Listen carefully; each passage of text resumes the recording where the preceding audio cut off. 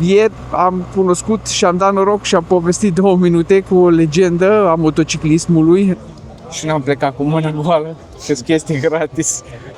M1000 RR, versiunea de World Superbike, care mi se pare că e și câștigătoare la World Superbike.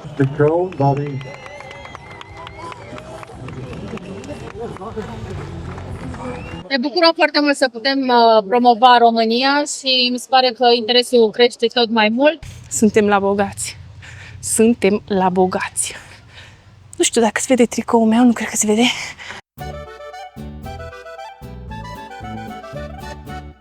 Și bună dimineața internet, bună dimineața dragilor. Alex aici, punem și camera asta. Poate vă întrebați unde e Iulia. Nu, n-am uitat-o. N-am abandonat-o aici în Garmisch, în însoritul Garmisch-Partenkirchen, de care trebuie să ne bucurăm de soare, adică că nu știm cât o să dețină în decursul zilei de azi. Probabil observați că sunt un pic pe fugă. Ce se întâmplă? 7:30, bun. Hai să pun ăsta la alt. Google Maps-ul. Unde-i? Vă zic acum ce se întâmplă. BMW Motorrad Days Start. Se întâmplă că, nu știu cât am reușit ieri să vă povestesc, să nu vă povestesc, că am fost ușor cam overwhelmed. Cum se zice în română overwhelmed? Nu știu, scrieți-mi jos în morning. Jos în comentarii. Am fost cam overwhelmed din cauza că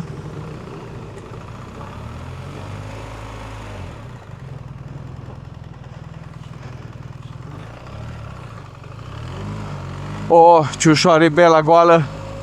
De când am mai fost pe Bela goală. Nu că ar fi grea cu Iulia, că e ideea că e grea cu Iulia și cu bagaje. Dar da, hai să-mi trag aer un pic. Am fost un pic pe fugă și aia ziceam că nu știam cât am apucat să vă povestesc. Eu am avut 2 planuri mari și late aici. Unul să particip la trainingul de enduro și nu m-a primit la trainingul de enduro, că nu am cizme de enduro și sunt necesare. Și 2 la mână să particip la test ride-uri. Și pentru partea de test ride-uri trebuie să fiu, acum e 7:30, au zis să vin la 8 să mă înscriu, ca în speranța să prind loc să testez astăzi R1300 RT-ul. Și de aia sunt tot pe fugă. M-am agitat, am stat și am meditat până la 7 dimineața, acum e 7:30, până m-am echipat până una alta și acum mă grăbesc la eveniment. Iulia a rămas acasă să-și bea cafeaua liniștită, să stea liniștită, să-și tragă aerul, că nu am nevoie de sprijinul ei ca să mă scriu la test ride. Și eu acum fug spre evenimente. Și în funcție de când și cum se ține evenimentul, o să știm ce program avem azi. Evenimentul, adică test ride-ul, da? O să știm ce program o să avem astăzi. Hai că o să văd mulți în partea aia. Unul din ăștia e Versantul Zugspitze, care e cel mai înalt vârf din zona asta. Nu știu exact care dintre ele îi, dar unul din ele. Să de mai am benzină.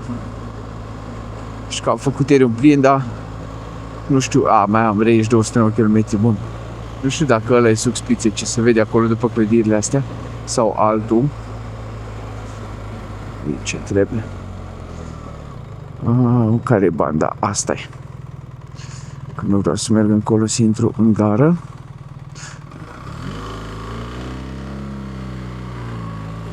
E plin orașul de motocicliști, nu puteți să vă dați seama ce e aici.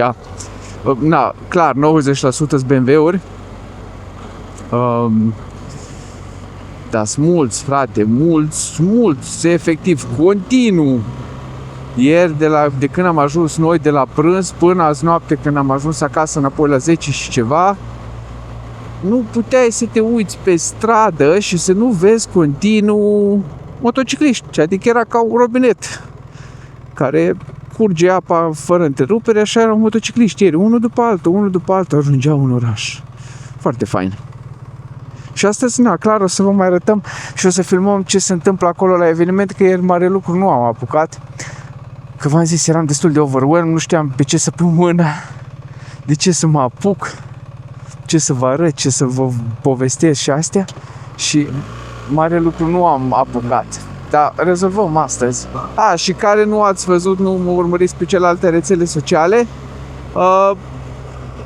Ieri am cunoscut și am dat noroc și am povestit 2 minute cu o legendă a motociclismului, în adevăratul sens a cuvântului legendă, și anume Charlie Boorman. Era aici, el fiind ambasador Touratech, era la cortul Touratech. Am stat, am făcut o poză cu el, am schimbat 2 vorbe și la final mi-a dat și un autograf. A fost o experiență care efectiv m-a lăsat fără aer. 5 minute după aia n-am mai avut aer, n-am putut vorbi cu Iulia absolut nimica. Să vedem că ar trebui să parchez mai aceea ca să pot să o scot mai ușor. Ia cum să intru. Intru mai așa.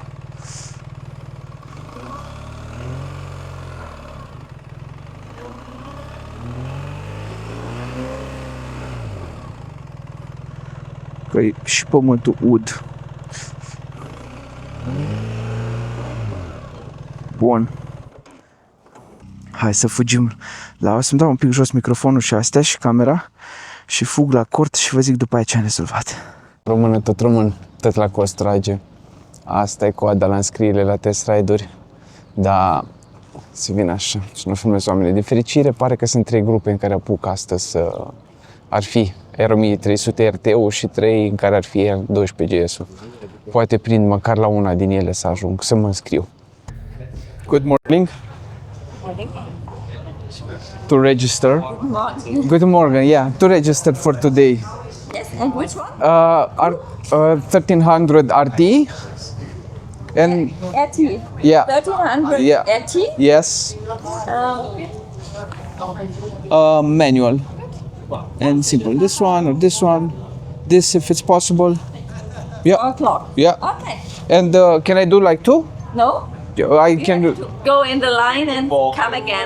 Okay. Then tomorrow it's easier. Yeah. Okay. So many people. Ok, cool. Bun. Ați auzit, nu am reușit să mă programez la amândouă.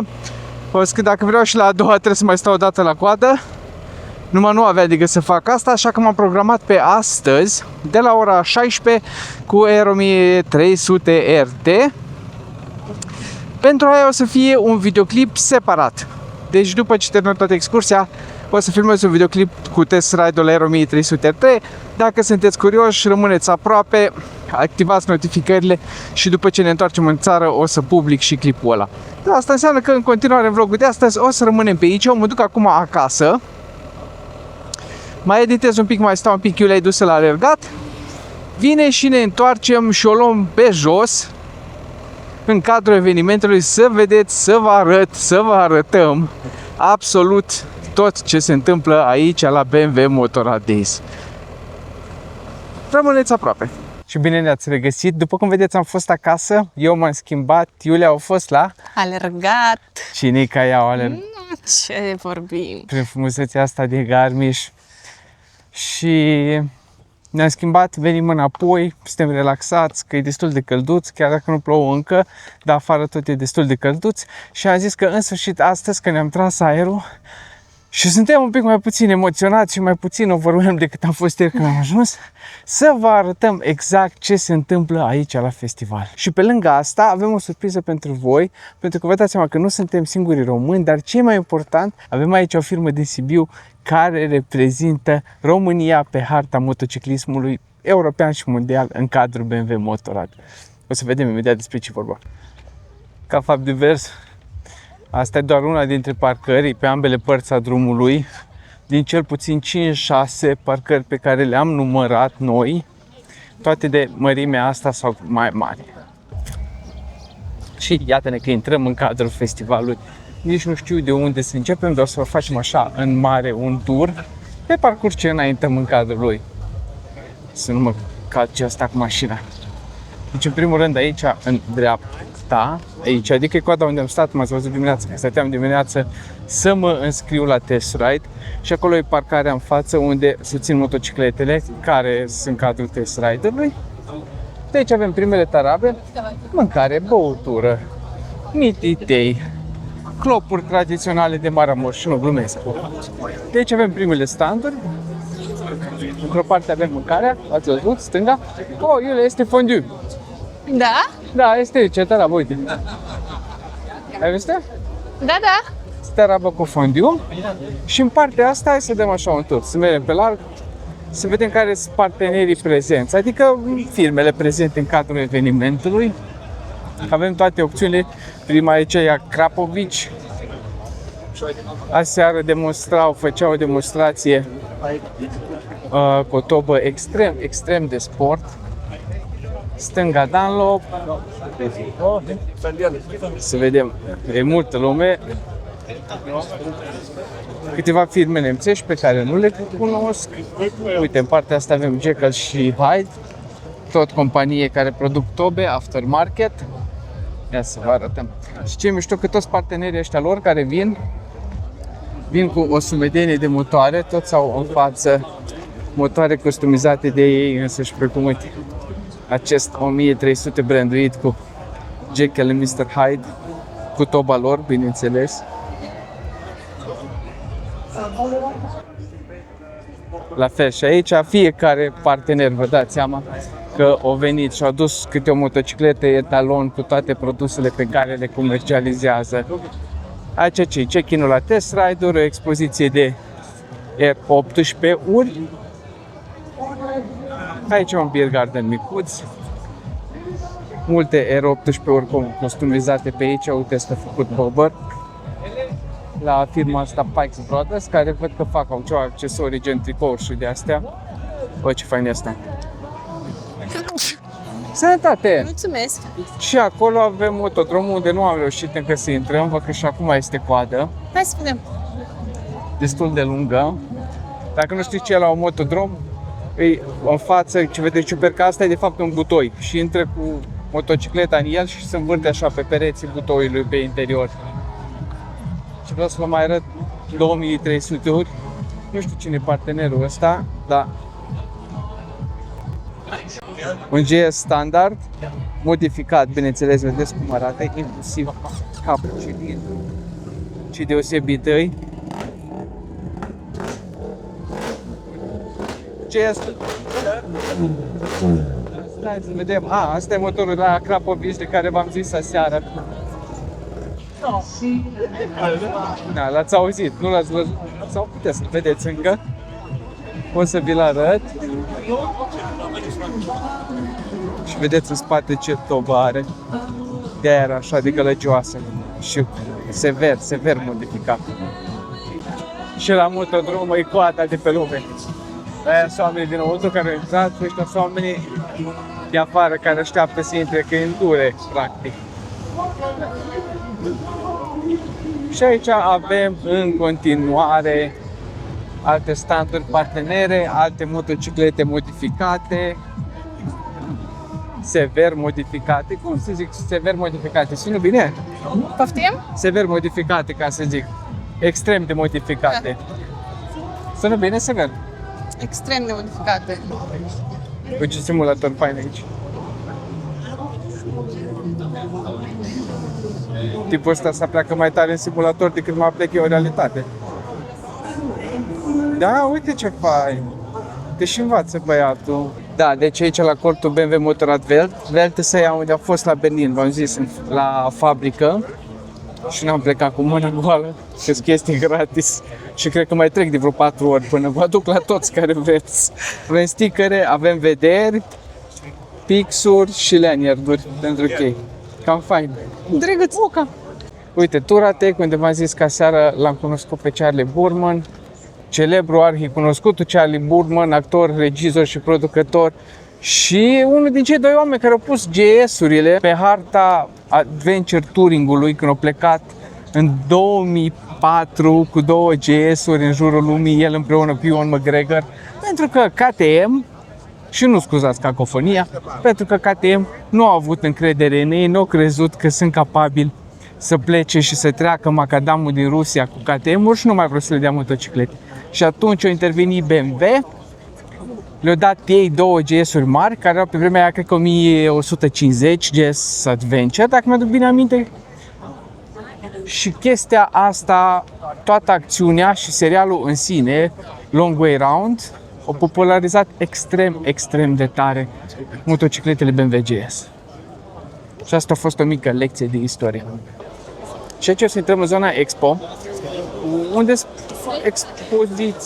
e expoziție cu motocicletele BMW, modele pe care le știți deja, singurele excepții ce vreau să vi le arăt, pot aici, cred că am în grămădeală, culorile noi, 1300 GS, culoarea nouă roșu pe 2026, pe modelier 2026.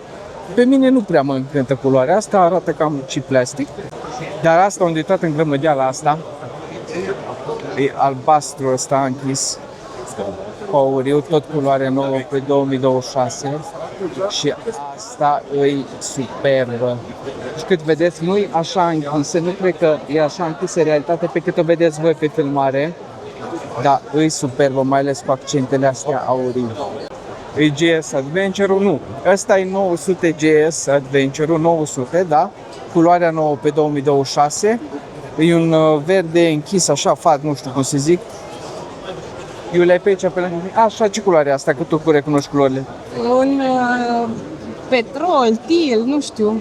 Ok. În partea asta lată 1300 RTO, cu care o să am eu test ride peste câteva ore, dar nu prea îl văd de oameni. Pe negru aici. Aici e pe negru, da. Și sunt vreo 4 bucăți aici expuse. M1000 RR-ul, versiunea de World Superbike, care mi se pare că e și câștigătoare la World Superbike, care urmăriți curse, anunțați-mă și pe mine. Anunțați-mă și pe mine dacă e câștigătoare, adică. Deci ăsta e un M1000 RR adevărat de curse. Și aici un M2. Și aici versiunile de stradă, Street Legal, la fel, M1000R, M1000R, M1000RR și după un M1000XR, tot culoarea nouă pe 2026, e un verde închis și asta e un verde super fain pentru că noi avem peretele în living exact aceeași culoare. Și chiar ultima chestie pe care vreau să vă arăt, conceptul F450GS. Probabil mulți dintre voi l-ați văzut anul trecut când a fost anunțat, e exact tot varianta de concept, nu varianta de producție, vă dați seama că nu are încă farul final, că farul ăla nu e legal de stradă, dar ăsta este conceptul F450GS pe care sper să-l scoată la anul pe bune, să fie o motocicletă de producție. Cum ți s-a părut aici la concept, la expoziția lor? Ce mie de Crăciun, pe care dintre ele? Hai că mă cunoști, ar trebui să știi. Știind că o avem pe Bella, care ar fi opțiunea secundară de aici pentru mine? 1200 RT. Ai fost pe aproape. Ce? 1000 cât? 200. Pe aproape. 300? Mai pune 100 așa. Așa. Foarte bine, ai nimerit-o. Dar nu am bani. Nu ai bani. Ok, nu e nimic. Și până așteptăm să înceapă o demonstrație aici, care din nou sper eu să fie cu unde e 1300 RT-ul ăla din spatele nostru care îl scot acum. Uite că vine camera după tine, degeaba te miști. Așa, până începe demonstrația, care sper să fie cu motorul ăsta, noi să mergem în partea asta la altă. Pentru că aici în spatele nostru e fan shop-ul și o să mergem la cumpărături, bineînțeles, că doar suntem români care am venit în vacanță, deci nu putem să ne întoarcem fără cumpărături, chiar dacă nu prea avem spațiu pe motor. Înăuntru nu o să filmăm pentru că oamenii se schimbă, probabil chestii, deci ne credeți pe cuvânt că o să vă arătăm de seară când ajungem înapoi la cameră dacă ne-am cumpărat și ce ne-am cumpărat. Și două chestii importante. Unu, ne-am luat de-aia tricouri cu Garmin și o să vi le arătăm cu evenimentul de anul ăsta. Unul la mână, doi la mână am aflat că putem să fac aici un schimb total de ulei cu 35 de euro la serviciul lor. Țineți minte pe la anul, dacă veniți cu motocicletele, puteți să faceți schimbul de ulei aici. Tot schimbul cu 35 de lei în total. Și 3 la mână, hai să vă arăt o demonstrație faină cu R1300 RT. really loud rodeo. If you do that right, he's gonna go on a faster lap. Okay. Auf drei. 1, 2, 3. Police! Rodeo! Police! Rodeo! Police! Rodeo! Now let's go! And you can cheer him on. Also Applaus dürft ihr natürlich machen, Leute. Also Berlin vor 2 Jahren hat ja mehr Stimmung geschafft, muss ich sagen. Na komm, das bleiben wir mal unkommentiert als gebürtiger Berliner, ne?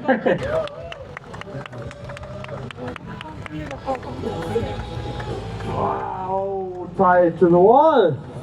Garmisch, komm, unterstütz ihn, give some support. Touch the cone, buddy.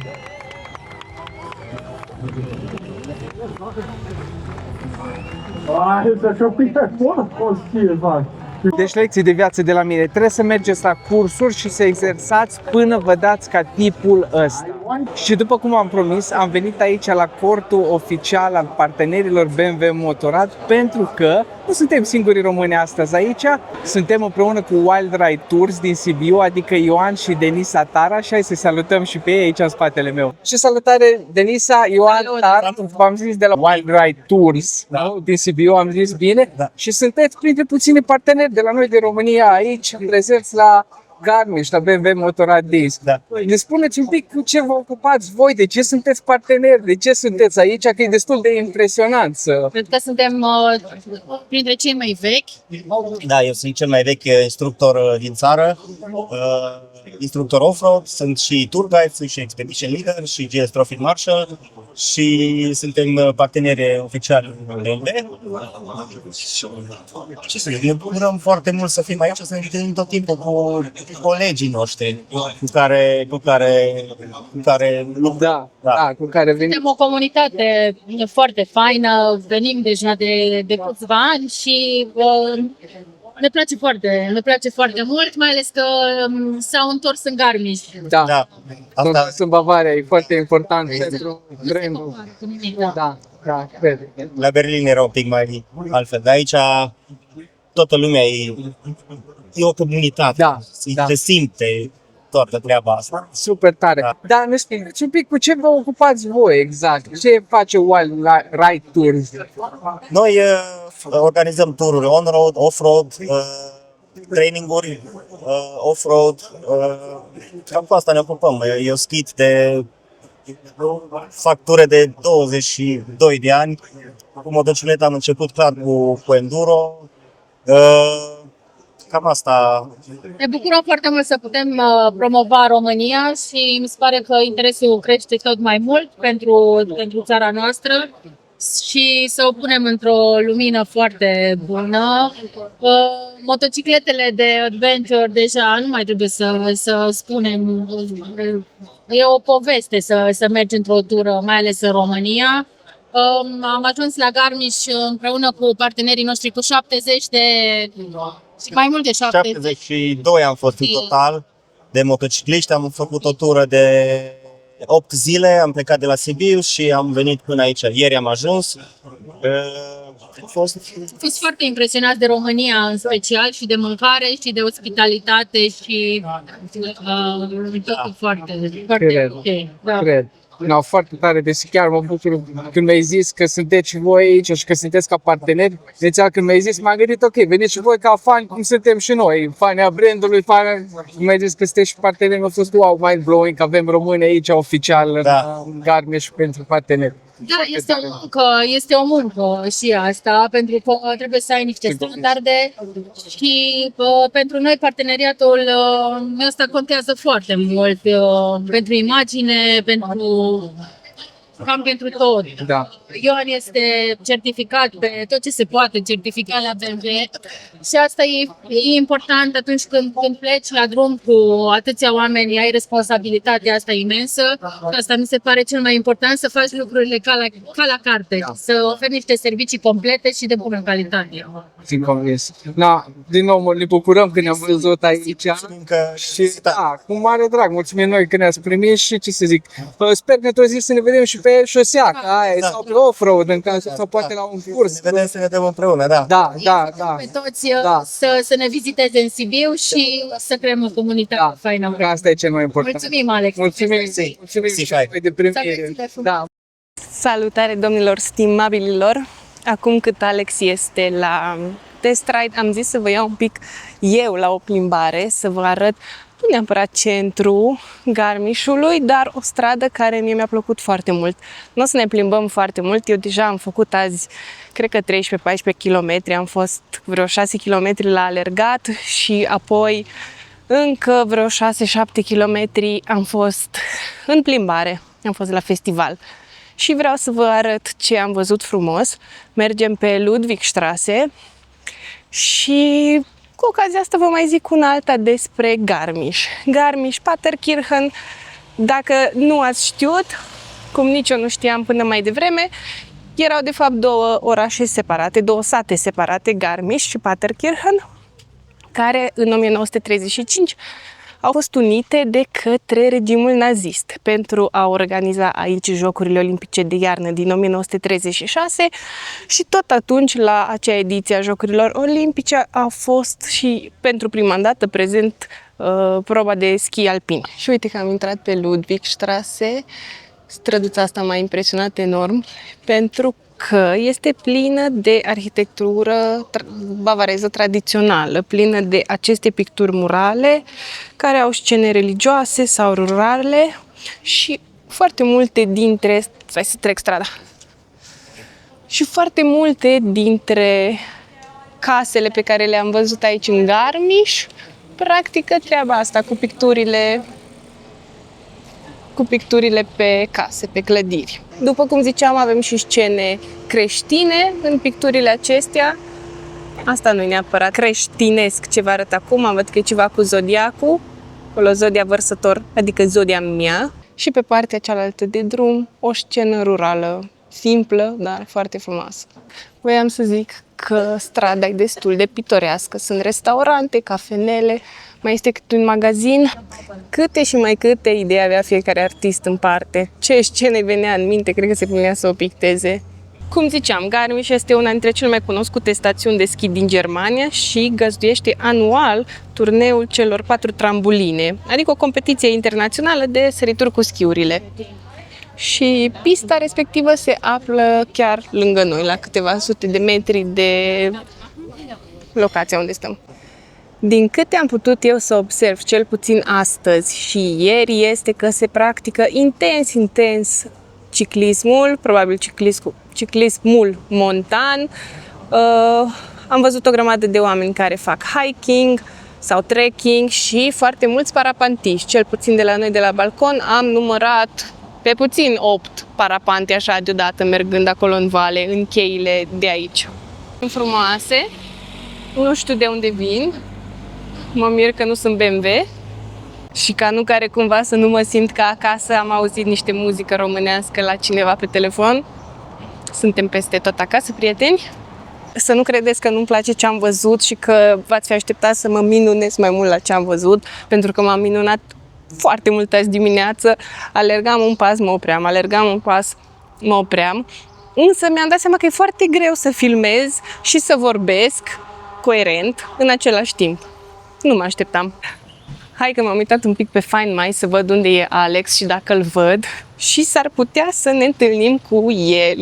El este la test ride, nu știu dacă v-a zis ce o să testeze astăzi și ce vrea să încerce să testeze mâine dacă prinde loc, dar cred că dacă mișc piciorușele acestea în șlapi destul de repede, îl prind aici la semafor. Ar fi drăguț să avem așa un crossover. Cam ăștia ar trebui să fie de la test ride. Hai să vedem dacă îl vedem pe Alex. Oh, mulțumesc, domnul! Hai. Bună ziua! Bună ziua, bună ziua! Ia uite cine! Sara! Ai grijă!